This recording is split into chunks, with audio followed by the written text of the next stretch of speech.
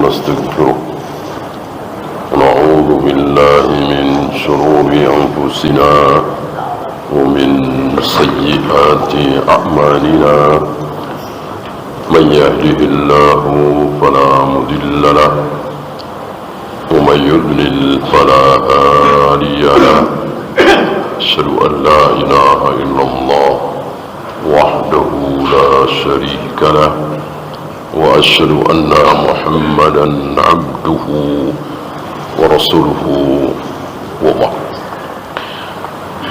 Terakhir tentang Al-Masih, membunuh Al-Masih. Al-Masih kekasih Allah, membunuh Al-Masih musuh Allah. Ada pelajaran manhaj dari kisah ini, pelajaran kemarin, bahwa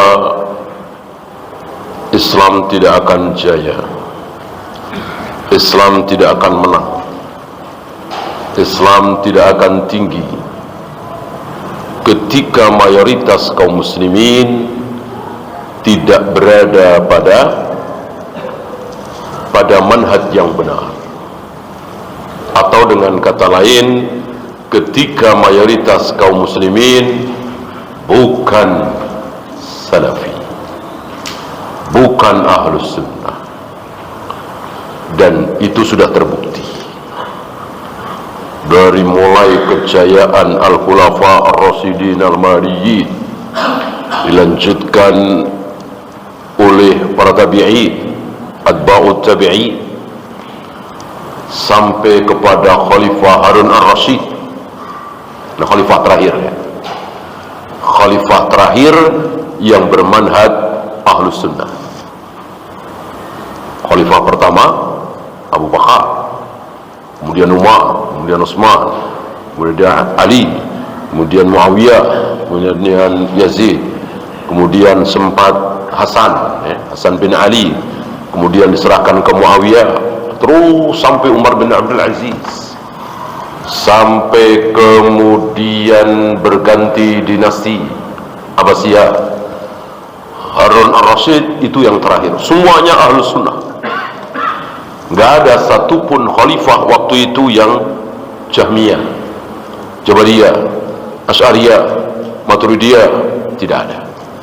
Semuanya ahlus sunnah, salafi, sampai Harun ar-Rasyid. Nah, Harun ar-Rasyid khalifah terakhir yang bermanhaj ahlus sunnah. Setelah Harun ar-Rasyid sudah bukan ahlus sunnah lagi. Siapa? Anaknya, Khalifah Al-Ma'mun, yang terkenal dengan fitnatu khalqil Quran, fitnah syubhat, menganggap bahwa Al-Quran adalah makhluk. Itu pertama kali Khalifah Al-Ma'mun. Disinilah beberapa ulama seperti mendapatkan firasat bahwa sepeninggal Harun ar-Rasyid akan dipimpin oleh khalifah yang bukan ahlus sunnah.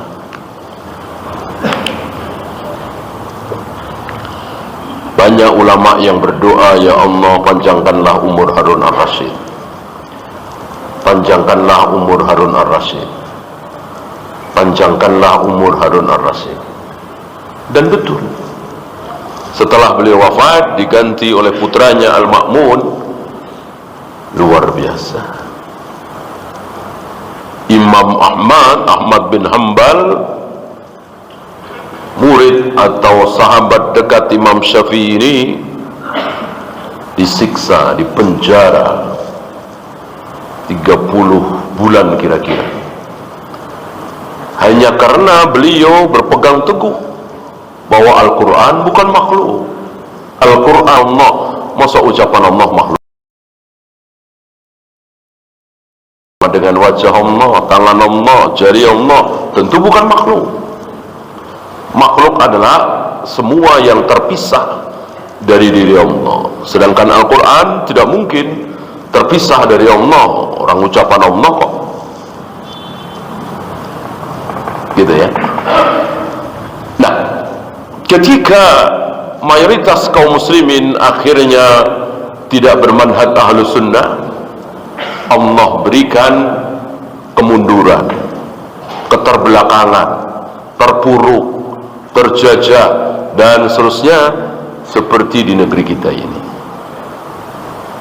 Ya, ratusan tahun kan dikuasai oleh orang-orang kufar.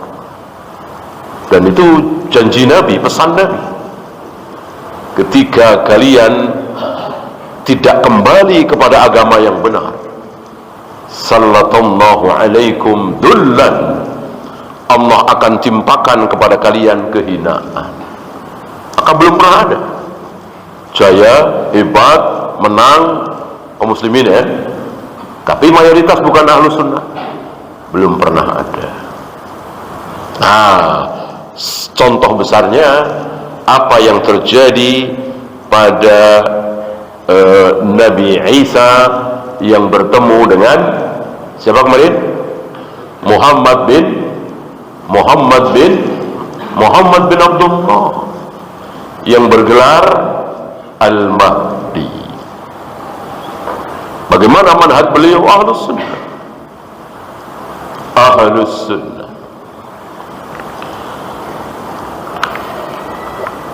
Bagaimana mayoritas kaum muslimin? Iya, Ahlus Sunnah. Maka tidak ada keterangan dari Nabi bahwa Imam Mahdi menyisihkan waktunya untuk memerangi ahlul bidah. Gak ada. Gak ada. Karena apa? Karena mayoritas kaum muslimin hari itu Ahlus Sunnah. Maka kemunculan Imam Mahdi tidak tiba-tiba, tidak sekonyong-konyong. Seandainya hari ini Imam Mahdi muncul, apa di Pakistan, apa di Bangladesh, apa di Indonesia, itu sekonyong-konyong. Bagaimana masyarakat yang penuh dengan bid'ah, penuh dengan syubhat, lalu di tengah-tengah itu muncul Imam Mahdi. Tentu kaget bukan main, sangat kaget melihat Imam. Kan semua firqah meyakini adanya Imam Mahdi, ya kan? Orang-orang awam kita meyakini adanya Imam Mahdi, Muhammad bin Abdullah. Mereka menunggu-nunggu tentu. Begitu dilihat Imam Mahdi, sholatnya kok nggak pakai usolli, waduh, subuhnya nggak pakai kunut, ya, orang-orang tahlilan muludan dia nggak mau. Imam Mahdi apaan? Kan begitu. Sebaliknya yang Ahlus Sunnah, iya kan? Jika hari ini muncul Imam Mahdi yang tahlilan, muludan, manakiban, selawatan, yang Ahlus Sunnah juga akan mengatakan seperti itu. Ya. Maka diawali dengan dakwah sunnah, diawali dengan menjadikan mayoritas kaum muslimin salafi. Maka ketika Imam Mahdi muncul, tidak kaget, sama, satu manhaj, satu akidah, satu tauhid.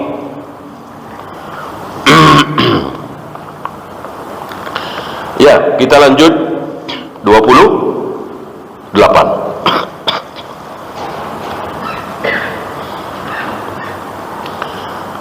Wal imanu bi anna al imana qaulun wa amalun wa qaulun wa niyyatun wa isabatun. Meyakini bahwa iman adalah meliputi ucapan dan perbuatan, niat, amal, ya, bertambah, berkurang, bertambah, yazidu masya Allah, bertambah terus sampai hanya Allah yang tahu sebesar apa imannya. Sebagaimana Abu Bakar, kita tidak bisa membayangkan seperti apa imannya Abu Bakar.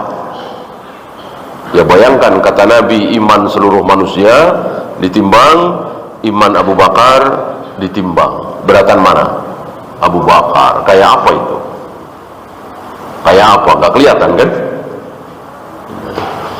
Wa yanqusu hatta la yabqa minhu syai'. Kemudian sebaliknya bisa berkurang sampai habis, tidak bersisa, nggak ada iman.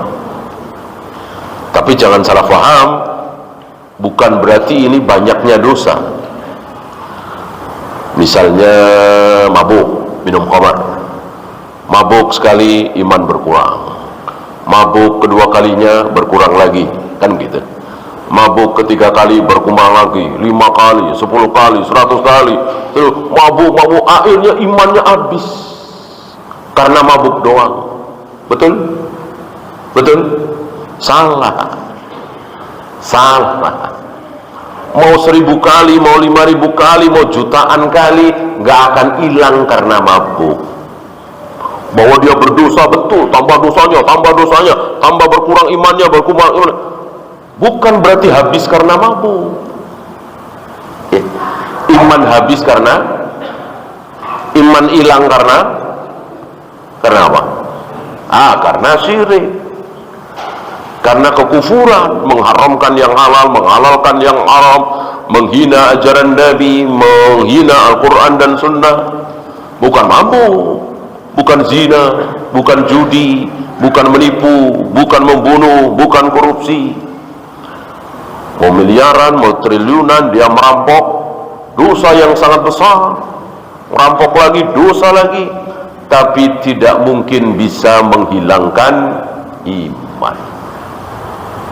Jadi hilangnya iman bukan karena banyaknya dosa, bukan, tapi karena jenis dosa. Walaupun sekali, kemarin enggak, sekali doang nih, meyakini selain Allah ada yang bisa menurunkan hujan misalnya, ya udah, hilang imannya, keluar dari Islam, terancam kekal di neraka selama-lamanya. Jangan salah paham,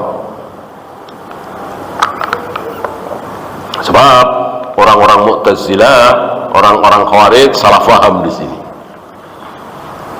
Bahkan bukan ribuan, sekali minum khamar, kata orang Khawarij Mu'tazilah, kafir. Sekali berjudi, kafir. Sekali berbohong, kafir. Apalagi nggak sholat, nggak saum. Jelas ini pendapat yang keliru, sangat-sangat keliru. Bahkan saling membunuh. Ketika dua kelompok manusia saling membunuh dan mereka beriman, Allah bilang apa? Wa in ta'ifatani minal mu'minina iqtatalu. Apabila ada dua kelompok mukmin beriman saling membunuh, saling memerangi, padahal saling membunuh, saling memerangi, Allah bilang dua kelompok mukmin, dua kelompok orang yang beriman, padahal saling membunuh. Padahal membunuh jauh lebih besar dosanya dari berzina, minum khamar, berjudi. Saking besarnya sampai ada ancaman kekal di neraka, kan? Yang membunuh, kan? Khalidan fiha, ada kalimat seperti itu.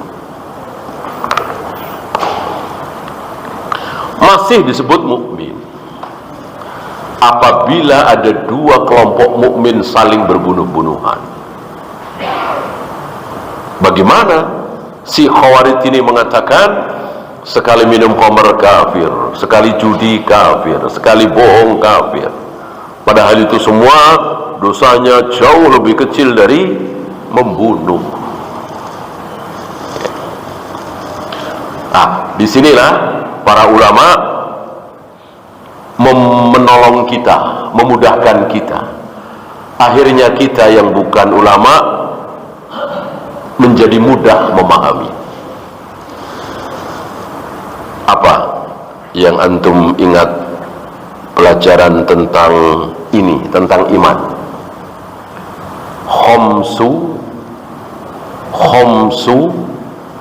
Khamsununat. Apa? Khamsun berapa? Lima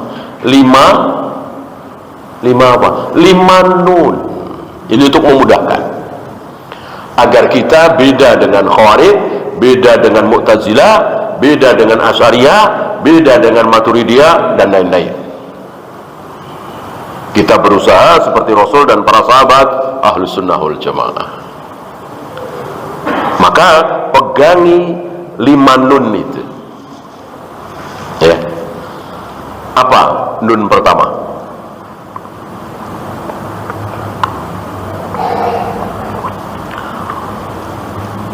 Nun ini 5-5-nya mencakup iman. Bukan syarat iman ya. Bukan syarat iman. Bukan. Syarat iman ada 5. Bukan. Nanti salah paham lagi. Ya seperti amal misalnya. Yang bilang bahwa amal adalah syarat iman, siapa?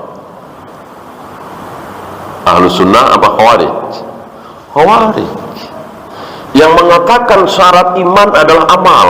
Artinya kalau tidak ada amal, maksudnya amal jawarih ya, amal jawarih, sholat, saum, zakat, haji, tidak minum khamr, tidak berjudi, tidak berzina, tidak mencuri, tidak berbohong, itu kan semuanya amal jawarih itu. Itu syarat iman. Kata siapa? Kata Khawarij. Kata Ahlus Sunnah tidak. Maka Khawarij tadi, ya kalau tidak sholat udah jelas ya, tidak puasa ya tidak beriman, kafir. Tidak bayar zakat, kafir. Tidak haji, kafir. Minum khamr, kafir. Berjudi, kafir, dan seterusnya. Karena amal adalah syarat iman. Ini keliru. Amal bagian dari iman, itu yang benar, bukan syarat. Ketika kita membahas hal seperti ini, antum harus ingat hadis bitokoh. Jangan lupa hadis bitokoh. Ini patokan, ini pedoman yang menghancurkan hujah Khawarij Mu'tazilah. Dan beberapa ulama nanti akan disebutkan, bahkan sekelas Abu Hanifah tergelincir. Kan memang nggak ada manusia yang tidak tergelincir, nggak ada ya. Ya kita semua luar biasa. Oh, mungkin tiap hari kita tergelincir. Ya, sekelas Abu Hanifah dalam masalah ini tergelincir. Imam Nawawi tergelincir. Ibnu Hajar dalam masalah asma wa sifat. Nggak ada manusia yang maksum kecuali Nabi alaihi salatu wassalam.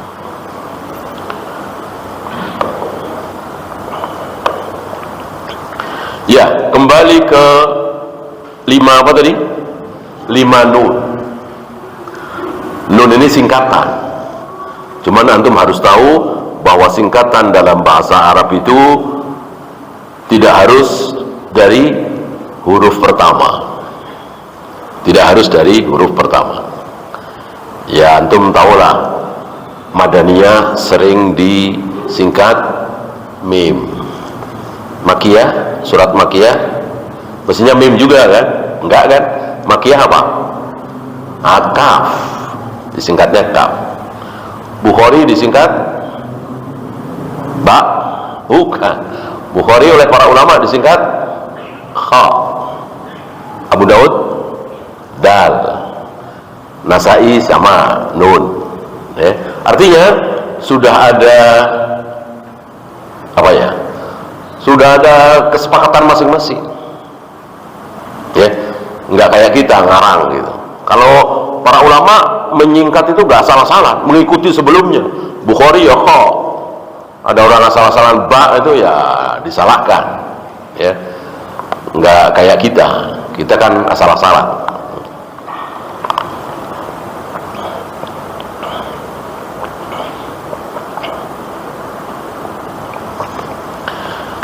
Nun yang pertama apa? qaulun bil lisan. Maka tadi kita bahas, singkatan tidak harus dari huruf awal. Ya, ini malah nun kan, qaulun bil lisan, nun. Kemudian tasdiqun bil janan, nun lagi, ya. Kemudian yang ketiga, amalun bil arkan, nun lagi, belakangnya justru, ya. Yang keempat, yazidu bi ta'atir rahman, nun lagi, ya. Yang terakhir, yang kelima, yankusu bi ta'atis syaitan, nun lagi, justru itu belakangnya semua, gitu. Sekali lagi ini untuk memudahkan.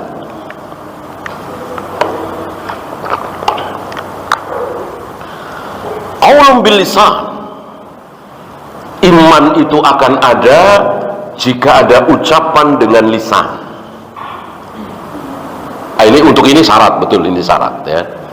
Maka ketika percaya, ketika membenarkan, ketika mengamalkan, tapi nggak ada ucapan di lisan, diam aja, nggak keluar dari lisannya asyhadu alla ilaha illallah wa asyhadu anna muhammadar rasulullah, nggak sah imannya, nggak sah imannya, ya. Hatinya membenarkan, hatinya yakin kalau Allah satu-satunya yang berhak disembah, Muhammad SAW betul-betul utusan Allah, yakin. Tapi mulutnya diam, nggak mau mengucapkan asyhadu alla ilaha illallah asyhadu anna muhammadar rasulullah, nggak mau. Maka beriman apa kafir? Kafir. Siapa contoh? Siapa contoh? Abu Thalib. Abu Thalib.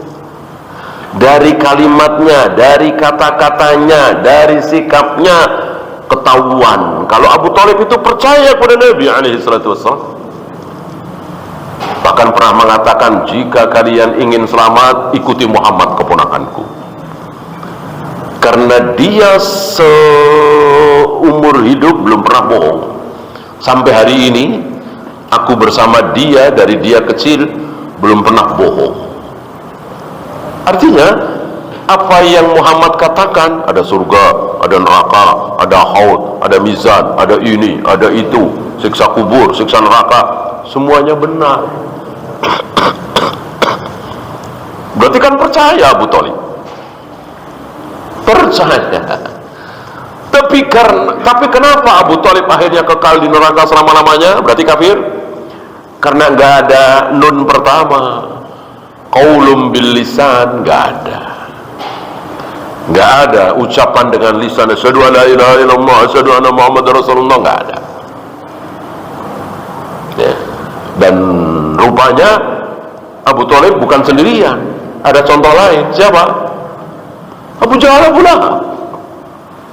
Abu Jahal Abu Lahab secara hati nurani percaya, sulit untuk mengatakan Muhammad bohong, sulit sesulit-sulitnya kalau punya akal, ya. Termasuk Abu Jahal pula sulit untuk menganggap, ya. Kalau mengatakan ya bohong. Abu Jahal pula membohongi dirinya sendiri. Muhammad gila, Muhammad kena jin, Muhammad ini dicaci maki, itu mulutnya doang. Dalam hatinya sulit bagi Abu Jahal Abu Lahab mengatakan Muhammad bohong, ya. Sama dengan Abu Thalib, hanya Abu Jahal Abu Lahab memusuhi, jahat. Abu Thalib tidak jahat, malah membela Nabi SAW. Secara hati dan lisan sama, hatinya membenarkan, lisan tidak. Ada lagi selain Abu Jahal Abu Lahab? Nggak tanggung-tanggung. Siapa? Fir'aun. Fir'aun yang mengaku Tuhan ini, ana rabbukumul a'la, dalam hatinya beriman. Allah tahu Maka Allah ungkap isi hati Fir'aun dalam Al-Quran. Wajahadu biha wastaiqanatha anfusuhum. Fir'aun dan bala tentaranya itu membantah Musa dengan lisannya. Adapun hatinya mereka yakin. Sama sulitnya untuk mengatakan Musa bohong, Musa penipu, Musa tukang sihir, sulit sekali. Di depan Fir'aun dan bala tentaranya, betul-betul tongkatnya Nabi Musa itu betul-betul menjadi ular besar, memakan ular-ular kecil yang sebetulnya itu bohongan, itu tambang, tali. Sifat sihir kan begitu, bohong, membohongi mata manusia, itu tali itu. Cuman mata orang dibohongi, seolah itu ular-ular kecil. Ya, kalau tongkatnya Nabi Musa berubah jadi ular, nggak bohong, orang bisa memangsa, memakan. Ya, maka beberapa tukang sihir sujud, tunduk, beriman kepada Nabi Musa, yang akhirnya dibunuh oleh Fir'aun. Nah, Fir'aun gengsinya itu, malunya itu, sama dengan Abu Jahal, Abu Lahab. Mungkin hari ini banyak seperti itu. Cuman hari ini kan kita nggak tahu, orang nggak ada wahyu. Wahyu sudah putus. Kalau Fir'aun, Abu Jahal, Abu Lahab kan ada wahyu. Dan Abu Jahal, Abu Lahab, kafir Quraisy ini mengatakan Muhammad bohong, Muhammad penipu, Muhammad kena sihir. Itu ketika rame-rame. Mungkin bersepuluh, mungkin 15, mungkin puluhan, mungkin ratusan orang, seperti itu. Biasa ya, menjaga gengsinya, kesombongannya. Maka Allah mengajak Abu Jahal, Abu Lahab dan teman-temannya, coba sendirian atau berdua. Sendirianlah, coba mikir, ingat-ingat Muhammad dari kecil, kan di depan mata mereka. Rasulullah itu bukan tiba-tiba merantau dari Mesir, dari Yaman, dari Syam datang ke Mekah sebagai perantau, bukan. Lahir di Mekah. Ayah ibunya siapa mereka semua tahu. Dan begitulah para nabi, para rasul seperti itu. Nggak ada tiba-tiba datang dari mana mengaku sebagai nabi, nggak ada. Merantau, terusir, akhirnya ke Mesir, akhirnya ke Madinah dan seterusnya. Itu setelah ditolak dakwahnya oleh kaumnya, ya kan? Nabi Ibrahim seperti itu, Nabi Musa seperti itu, Nabi kita Muhammad SAW seperti itu. Adapun pertama kali mengaku sebagai nabi, sebagai rasul, di kampungnya sendiri, kelahirannya sendiri. Nah, Allah mengajak Abu Jahal, Abu Lahab, coba lihat Muhammad itu, yang sudah engkau kenal puluhan tahun yang lalu, pernah bohong, pernah ambisi pengen jadi apa begitu, pernah nyuri, pernah melakukan akhlak-akhlak yang buruk, apa berzina, apa mabuk, apa berjudi, apa, semuanya enggak ya. Nah, ini pelajaran bagi kita. Kalau ingin ngajak saudara kita yang sesat supaya tobat, terkena subhat, berdua, ya bolehlah bertiga, ya. Jangan di depan umum, jangan debat adu argumen di depan jamaah masing-masing. Wow, ini sulit mau rujuk, mau tobat sulit. Ada malu, ada gengsi. Kalau berdua kan insya Allah mudah-mudahan ikhlas ya. Seandainya Abu Thawr dan Husain Al-Qarabisi dihabisi oleh Imam Syafi'i seharian itu di depan umum, belum tentu taubat. Abu Thawr dan Husain Al-Qarabisi dua-duanya ahlul bidah, ahlul kalam, ditelanjangi oleh Imam Syafi'i, itu cuma bertiga di rumah Imam Syafi'i, dihancurkan hujahnya.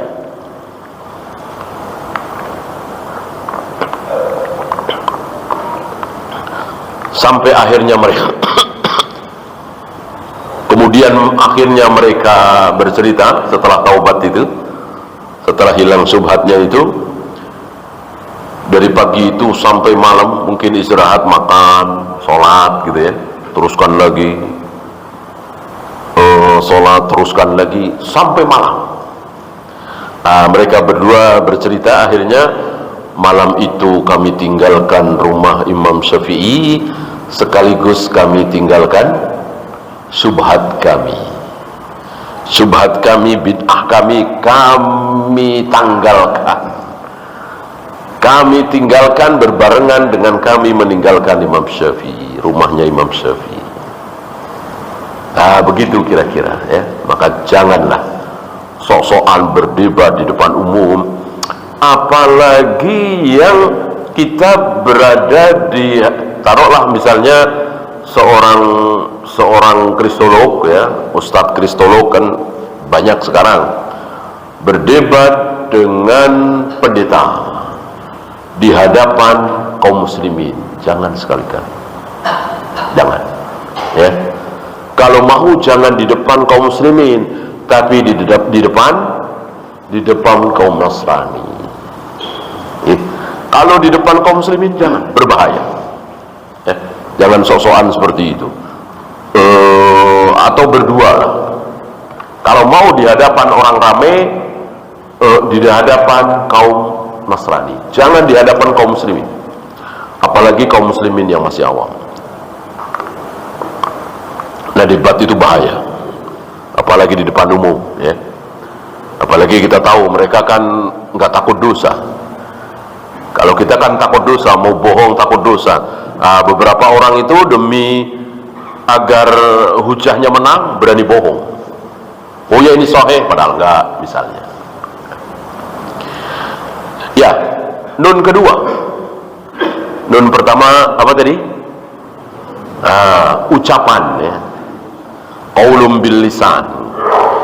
Yang kedua tasdikun bil janah, membenarkan di hati. Membenarkan itu hati ya. Kalau mulut bisa bohong. Hati, antum punya hati pernah bohong nggak? Nggak mungkin. Nggak mungkin. Hati itu pasti jujur. Yang bisa bohong itu mata, mulut, tangan, ya, tulisan, nulis bohong kan bisa. Ya, anggota badan lah. Kaki bisa membohongi. Hati tidak mungkin. Hati pasti jujur ya. Maka Nabi pernah mengatakan istafti qalbak, mintalah fatwa kepada hatimu, karena hati tidak mungkin bohong. Hati pasti jujur ya. Kalau nggak baik pasti hati akan menjawab nggak baik gitu.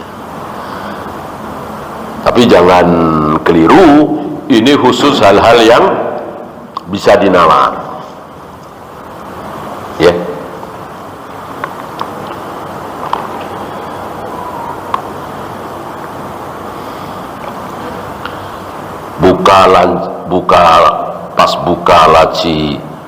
Pas buka laci kantor antum, ada duit segepok misalnya ya. Terus mulut antum bilang, saya nemu kan halal. Nah, itu mulut ya. Kalau hati nggak mungkin bisa bohong ya. Tanyakan kepada hatimu ya, halal apa haram, hati bisa jawab. Antum kerja di kantor itu sudah dibayar ya kan? Bolehkah menerima selain gaji dalam rangka kerjaan antum? Ya tentu tidak boleh. Apalagi antum ingat tadi antum habis tanda tangan, yang dengan tanda tangan itu si fulan dapat proyek besar, keputusan di antum. Begitu buka laci, ada duit segepok ratusan juta misalnya, ya, ini nggak usah pakai ayat mana, hadis mana, tanyakan hatimu, insya Allah bisa jawab halal apa haram, ya. Yang kedua apa? Dosa adalah sesuatu yang engkau tidak mau orang lain tahu, ya. Seandainya antum tergoda atau bahkan niatnya buruk, antum ambil, kantongin, masuk ke atas, mungkin tengok kiri kanan ada CCTV apa tidak, gitu kan. Nggak mungkin sambil jalan, alhamdulillah saya dapat duit segepok tadi di laci, sambil ngoyor, ya, cerita sama teman-teman kantor, nggak mungkin, kecuali bagi-bagi bareng-bareng, ya kan. Hati tidak mungkin bohong, gitu. Ketika antum tidak mau orang lain tahu, itulah dosa, dosa yang bisa dinalar. Antum jangan praktekkan istafti kolbak ini di semua syariat, ya. Sebetulnya salawat nariyah itu sunnah apa bid'ah, ya? Tanyakan kepada hatimu, bisa jawab nggak? Sebetulnya sholat malam itu 11 rakaat apa 23 rakaat, tanyakan kepada hatimu. Kejawab ya enggak, bukan masalah itu, ini masalah gaib yang harus pakai dalil. Yang kita disuruh nanya adalah sesuatu yang akal kita bisa nalar. Contohnya seperti tadi, ya, muamalah, hubungan suami istri, hubungan dengan tetangga dan seterusnya, itu bisa seperti itu. Kalau masalah ibadah makhluk ya nggak bisa. Ini yang kedua, membenarkan dengan hati. Maka ketika yang pertama terpenuhi, yaitu qaulun bil lisan, asyhadu an la ilaha illallah wa asyhadu anna muhammadar rasulullah, tapi yang kedua tidak terpenuhi, tidak membenarkan dengan hatinya, iman apa kafir? Kafir. Kafir. Walaupun fasih sekali ucapannya, asyhadu an la ilaha illallah wa asyhadu anna muhammadar rasulullah, bahkan mungkin beramal, mungkin sholat, mungkin saum, mungkin jihad, kafir. Siapa contoh? Abdullah bin Ubay bin Salul. Ini contoh besarnya. Anak buahnya banyak tentunya. Fasih sekali mengucapkan syahadat, sholat di belakang Nabi, mungkin makan bareng Nabi, jihad bersama Nabi, tetapi tidak membenarkan dengan hatinya, nggak percaya. Karena sebetulnya mereka adalah kafir, nggak percaya, cuman pura-pura baca syahadat karena ada sesuatu yang diincar, ya, ada niat buruk.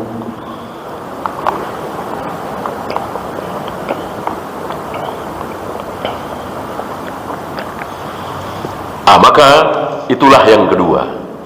Setelah mengucapkan dengan lisan syahadat, yang kedua membenarkan. Apa yang dibenarkan? Syahadat tersebut dan seluruh syariat. Ketika tidak percaya dengan satu saja syariat, maka terancam kafir. Salat percaya, zakat percaya, diamalkan, haji dan seterusnya, tapi ada satu syariat yang dia tolak, dan dia tahu syariat ini dari Allah dan Rasulnya. Misalnya haramnya babi, dia tahu, bahkan hafal ayatnya.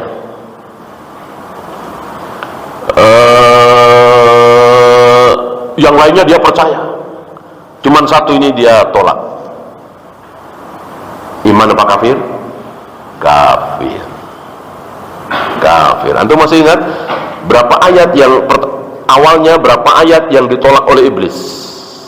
Berapa ayat yang ditolak oleh iblis? Berapa ayat? Satu. Ribuan ayat, ribuan perintah Allah, dan baik perintah atau khabar ditaati oleh iblis. Yang tidak ditaati satu, apa? Suruh sujud kepada Adam. Itu doang. Iblis tidak mau. Ya, silakan azan dulu. Sallallahu ala Muhammadin sallallahu alaihi wasallam wa akhiru da'wana alhamdulillahi rabbil alamin. Alhamdulillah, salatu wassalamu ala Rasulillah, la haula wala quwwata illa billah.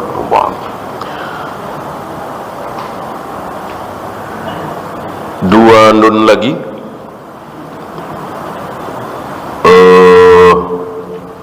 Tiga ya. Ucapan dengan lisan, membenarkan dengan apa tadi? Hati, kemudian amal dengan arkan, amalun bil arkan. Beramal dengan anggota badan kita. Salat, saum, zakat, haji, dan seterusnya. Sekali lagi ada subhat di sini. Mengira bahwa amal itu syarat iman. Khawarij dan Mu'tazilah tadi. Atau sebagian ulama minimal sholat. Bahkan nggak tanggung-tanggung. Syekh bin Baz, Syekh Utsaimin termasuk yang berpendapat bahwa meninggalkan sholat kafir, walaupun masih meyakini bahwa sholat itu wajib. Tentu hadis bitokoh harus dicoret. Seandainya meninggalkan sholat, tidak sholat, bahkan beliau mengatakan sekali, kan, sekali aja gitu. Kecuali kalau bertaubat. Ada dialog menarik antara Imam Ahmad, dan ini perselisihan lama, kan, meninggalkan sholat itu kafir apa tidak, kan perselisihan lama. Berbeda dengan sami Allahu liman hamidah sedekah, itu perselisihan baru ya, antara Syekh bin Baz dengan Syekh Albani. Ulama dulu tidak didapati ada perselisihan seperti itu. Berbeda dengan meninggalkan sholat kafir apa tidak, ini perselisihan dari awal, karena memang masing-masing punya dalil. Ada dialog menarik antara Imam Syafi'i dengan Imam Ahmad, guru dan murid atau sahabat ini.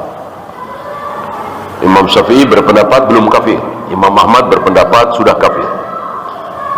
Imam Syafi'i bertanya kepada Imam Ahmad, kalau tidak sholat kafir, misalnya ada seorang muslim sengaja tidak sholat, lalu bagaimana untuk taubat ya, agar tidak kafir?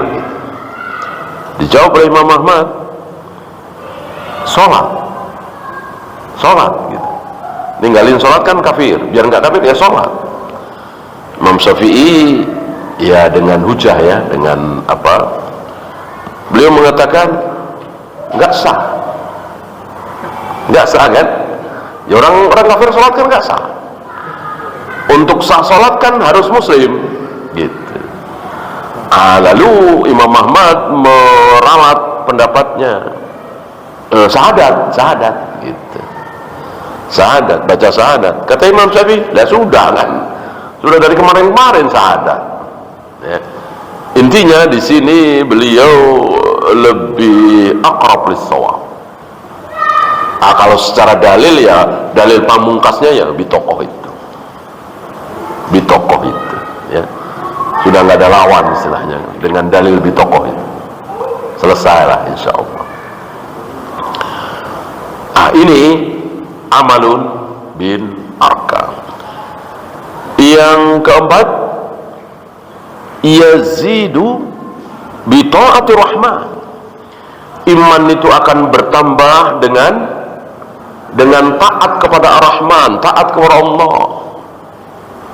Salat, iman bertambah. Saum, iman bertambah. Zakat, haji, iman bertambah. Zikir, wirid, nolong orang, berbakti kepada orang tua, taat kepada suami, iman bertambah. Yang terakhir, wa yanqusu bi ta'atis syaitan, dan iman itu akan berkurang dengan mentaati syaitan. Mentaati syaitan otomatis maksiat. Dengan kata lain yazidu bit ta'ah wa yanqusu bil ma'asi. Bertambah dengan cara berbuat taat, berkurang dengan cara berbuat maksiat. Maksiat pasti taat sama setan. Nggak mungkin taat kepada setan nggak maksiat, pasti maksiat. Ketika taat kepada setan, iblis, pasti maksiat kepada Allah. Karena ketika taat kepada Allah, nggak mungkin taat kepada setan, iblis. Pasti sebaliknya. Nah, untuk yang ke 3, 4, 5 itu sifat iman, bukan syarat. Syarat yang pertama dan kedua tadi, bahwa orang pasti tidak beriman kalau tidak punya nun pertama atau nun kedua, apalagi dua-duanya. Adapun nun ketiga, keempat, kelima itu sifat dari iman. Nanti dalam perjalanannya ada firqah-firqah yang kehilangan satu nun, yang kehilangan dua nun, yang kehilangan 3 nun, dan seterusnya. Ambil contoh Murji'ah. Nun keberapa yang hilang? 4 dan 5. Yazidu bit ta'ah wa yanqusu bil ma'siyah hilang. Menurut orang Murji'ah. Jadi bagi orang Murji'ah, iman itu tidak bertambah dan tidak berkurang tentunya. Karena dengan akalnya, bukan dengan dalil. Iman kan percaya kok nambah, percaya udah percaya, yang ada percaya apa tidak gitu. Percaya ya beriman, nggak percaya ya kafir. Masa bisa nambah bisa ngurang? Berapa ayat yang harus dicoret? Kalau menurut kaidah Murji'ah tadi, awal-awal surat An-Anfal itu harus dicoret tentang idza dzukirallahu wajilat qulubuhum wa idza tuliyat alaihim ayatuhu zadatuhum imanan. Ketika disebut nama Allah gemetar hatinya, ketika dibacakan ayat-ayat Allah apa? Bertambah imannya. Allah yang bilang bahwa iman bisa bertambah. Bagaimana tiba-tiba ada orang mengaku muslim mengatakan iman itu percaya yang nggak nambah nggak ngurang, karena yaitu pakai akal. Maka para imam mengatakan terjadinya firqah karena minimnya dalil, minimnya ilmu terhadap dalil. Jadi serampangan, baca seayat 2 ayat, baca sehadis 2 hadis, lalu berani menyimpulkan, itu jadi firqah. Maka yang selamat sebagaimana para atba'ut tabi'in belajar kepada para tabi'in belajar kepada para sahabat, belajar diam terus, mengikuti terus, begitu bertahun-tahun. Mujahid itu belajar kepada Ibnu Abbas, Bismillahirrahmanirrahim, artinya apa, maksudnya apa, maknanya apa, turun di mana, turun berkenaan dengan siapa, turun berkenaan dengan peristiwa apa, dijawab semua oleh Ibnu Abbas. Berapa menit itu? Mungkin bisa 20 menit, 30 menit ya. Dilanjutkan, alhamdulillahirabbil alamin. Maknanya apa? Turun di mana? Turun berkaitan dengan siapa? Atas peristiwa apa? Asbabun nuzulnya. Lanjut lagi Ar-Rahmanir Rahim, terus sampai selesai Al-Fatihah. Lanjut Al-Baqarah, Alif Lam Mim, turun di mana, maksudnya apa, dan seterusnya. Dari kalau gitu terus selesai Al-Baqarah, lanjut Ali Imran. Selesai Ali Imran, lanjut An-Nisa, terus Al-Maidah, Al-An'am, terus sampai An-Nas. Selesai An-Nas, ulang lagi. Bukan lulus dapat stempel ijazah gelar S2, S3, profesor, doktor, enggak. Ulang lagi, enggak ada gelar apa-apa. Enggak ada gelar apa-apa. Selesai lagi, ngulang lagi sampai beberapa belas. Sampai Ibnu Abbas wafat. Berarti kan dalil luar biasa itu. Berapa ribu hadis yang menyertai ayat Al-Quran itu. Ya, ketika berbicara tentang Bismillahirrahmanirrahim, berapa belas, berapa puluh hadis. Belum nanti Alhamdulillahirrahmanirrahim, belum nanti Ar-Rahmanirrahim. Terus Al-Quran dan Sunnah melimpah ruah. Ya, ini beda dengan firqah-firqah itu. Belajar baru beberapa bulan sudah berani berfatwa. Ya, jangan sampai seperti itu. Ya, waktu habis, kita akhiri. Subhanakallahumma bihamdika, asyhadu an la ilaha